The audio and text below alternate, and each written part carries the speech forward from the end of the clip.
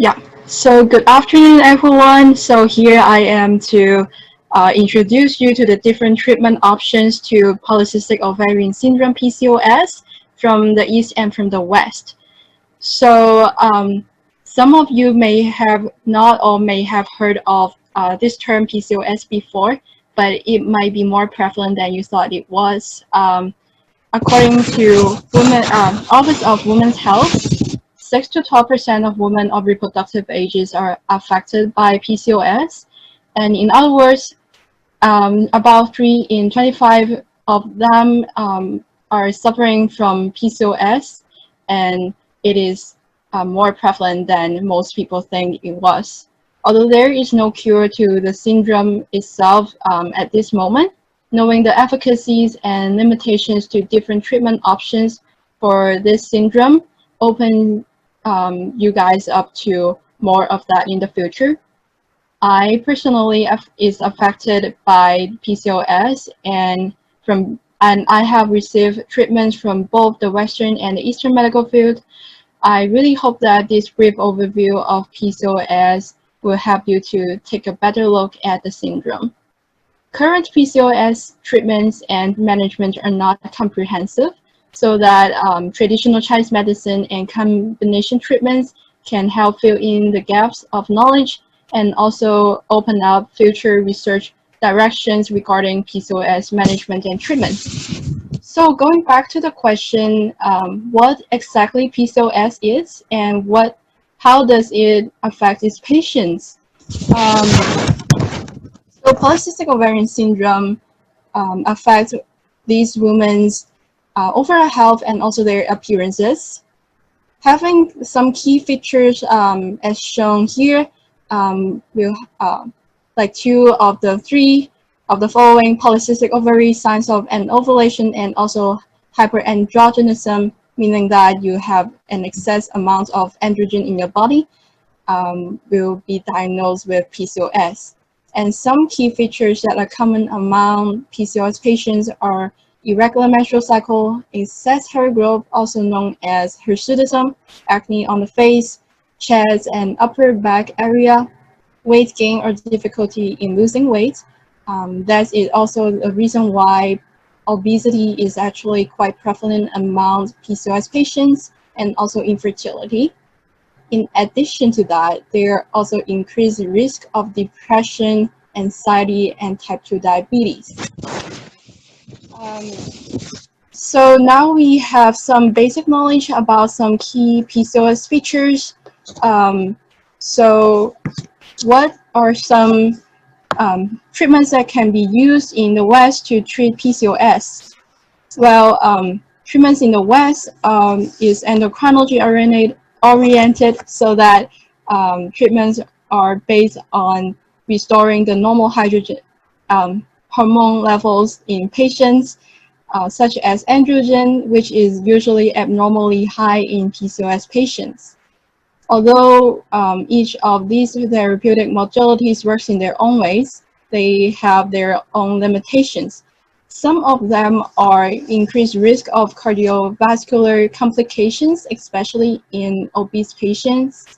And as I have mentioned earlier, obesity is already quite prevalent among PCOS patients.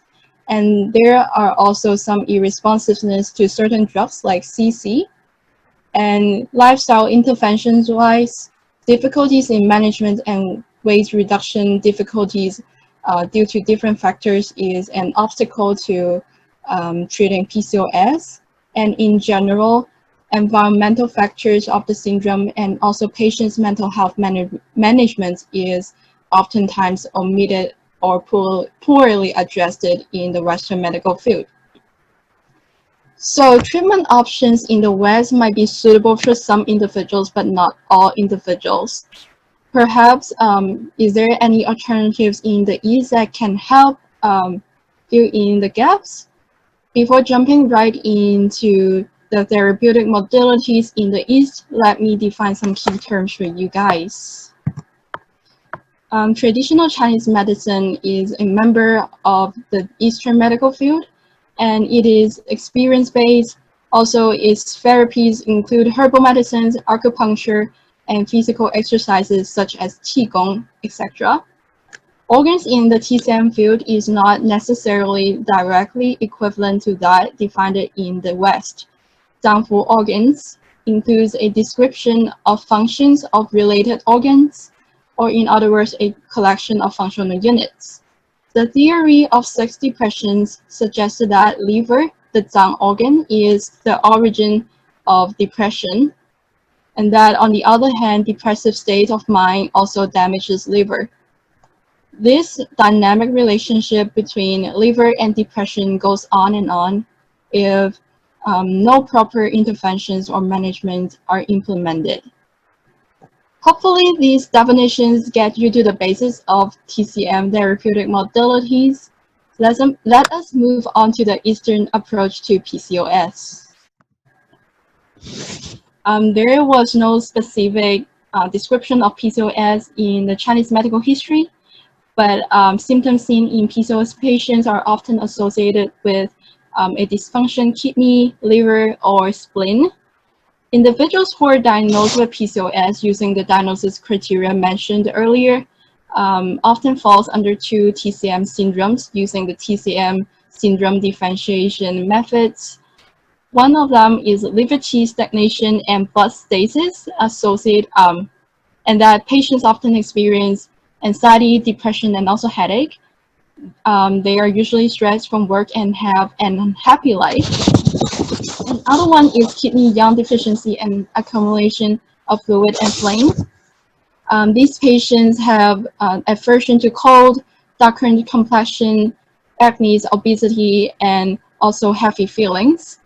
And very interestingly, these patients often have are often under prolonged use of oral contraceptives, which is a common drug that is prescribed in the Western medical field to lower PCOS patients' androgen levels in their body.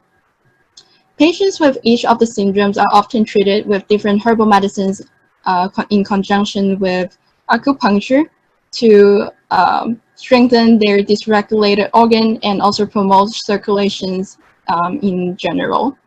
PCOS symptoms in abnormal follicle development and ovulation is also treated accordingly in the different periods of woman's menstrual cycle. Several lifestyle changes are recommended in combination with the use of herbal medicine and acupuncture, which has a focus on dampness removal and prevention, and also adopting a proper sleep cycle and have a good work-life balance to avoid further damaging the dysregulated organ and worsening symptoms.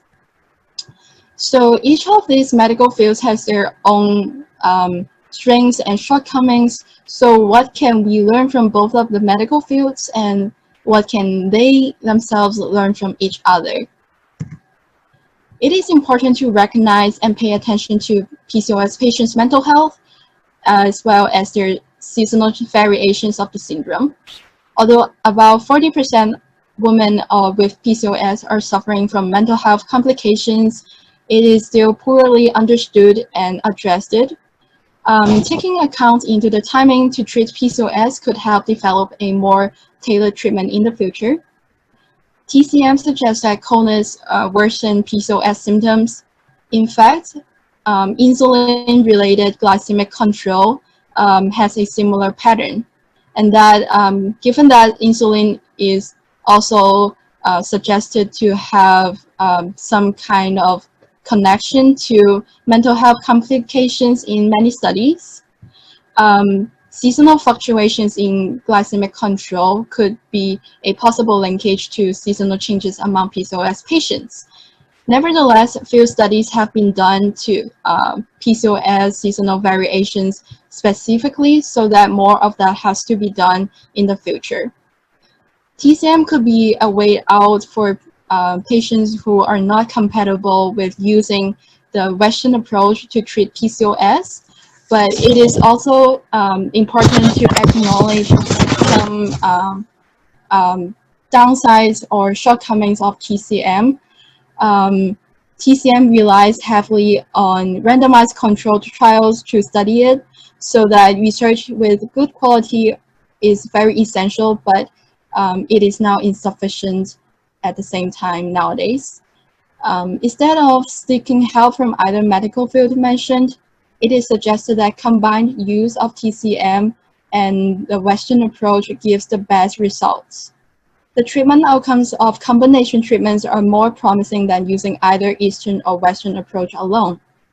Still, drug-herb interactions has to be taken account into because many of the interactions are very hard to predict. To conclude, PCOS is a prevalent multifactorial syndrome, and it should be taken care of comprehensively inside out, physically and also mentally at personal level and also the systematic level. And conditions of different patients varies from one to another. That's why tailored treatment is highly recommended and should be invested in the future research. Patients has the right to be opened up to different treatment options, ranging from the west to the east and to different kinds of combination treatments, as long as patients pay attention to evaluating different treatment options and choose the best one that fits them.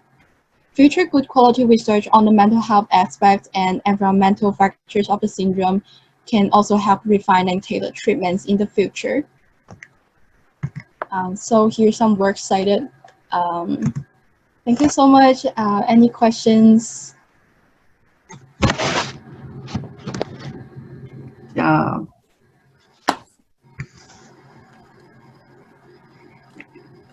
Any questions for Cheryl?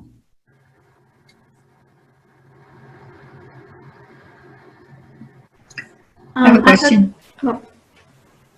Sorry, Emma. I just quickly, did you research at all like how accessible Eastern or acupuncture, Eastern medicine is here in the United States, and how you would educate or get people more amenable to using Eastern medicine? I haven't been doing much research of implementing Eastern medicine into the public U.S. medical system, but there are like some small hospitals that are using and are trying to use that in their treatments.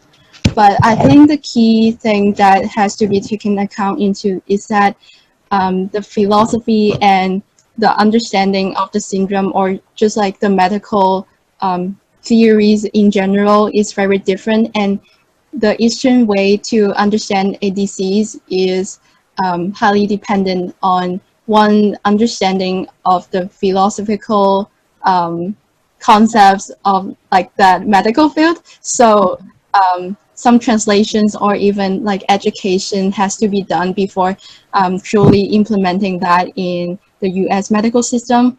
But I think more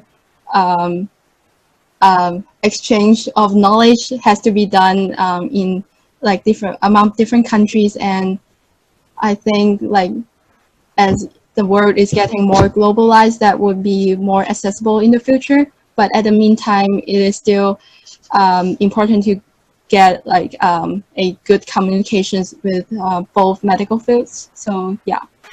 Okay. Emma V. Can you speak if there are any differences between the doctor-patient relationship between TCM and Western medicine? So for as far as I know, information about PCOS in like most modern medicine or Western medicine, they are provided to the doctors, but they are not very accessible, or they were not so good at giving that information to patients. So that oftentimes leads to some misunderstanding and some negative experiences to patients in general. And although the Eastern medical field has few descriptions about PCOS, but they oftentimes take a holistic approach to the syndrome. So patients, because they're asked very specifically to what they're doing in their daily life and treatments are oftentimes more tailored to their daily life and better for self-management. So it is found by some studies that the TCM approach actually have received more positive